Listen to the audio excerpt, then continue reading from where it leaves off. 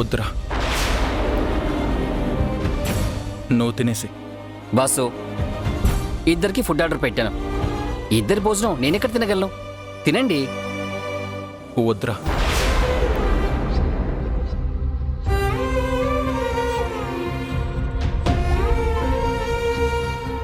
చూసారా, మేడంని విడిచిపెట్టి మీరు భోజనం తినలేకపోతున్నారు.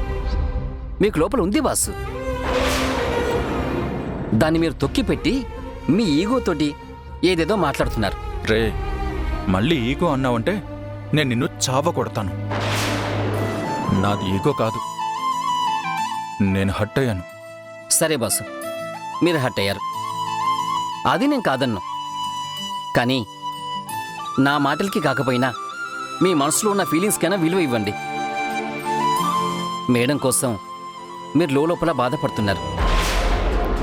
ఇలా జరగకూడదు, ఎందుకు లైఫ్ ఇలా ఉంది అని బాధపడుతున్నారు. జరిగిపోయిందని మార్చే శక్తి మనకెలాగూ లేదు బాసు. జరగబోయేది మాత్రం మీ చేతుల్లో ఉంది.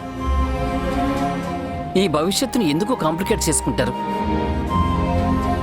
సరే, తినకపోతే తినకపోయారు. వెళ్ళి ప్రశాంతంగా మేడం గారిని కలిసి రాజీకొచ్చి కాస్త తినండి. రే, నువ్వు నాకు ఫ్రీ అడ్వైజ్లేమీ ఇవ్వకు. నాకు తెలుసురా ఏం చేయాలో. నేను వెళ్తాను.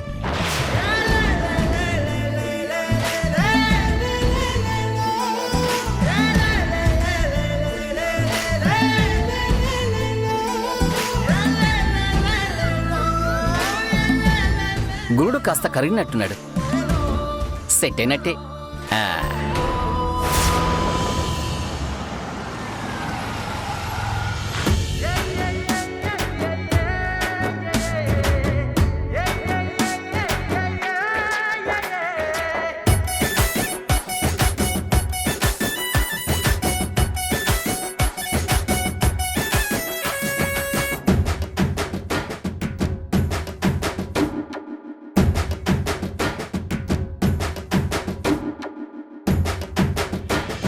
ఆ రూతర్ గాడేదో చాలా గొప్పగా చెప్పాడు.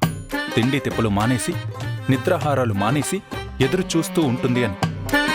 నేనేమో ఈవిడి గారిని వదిలేసి అక్కడ తినేస్తున్నానని నానా మాటలు అన్నాడు. ఆ ఎముకలేం చేశాయో పాపం, అవి కూడా తినేయాల్సింది. ఈవిడి గారికి కావాల్సింది తినడానికి కంపెనీ కాదు, తిండి. ఈ విషయం నేను చెప్తే వాడు నమ్మడు. చెప్తాను. రేపు మళ్ళీ ఎప్పుడైనా అడిగితే వాడికి చూపియాలిగా.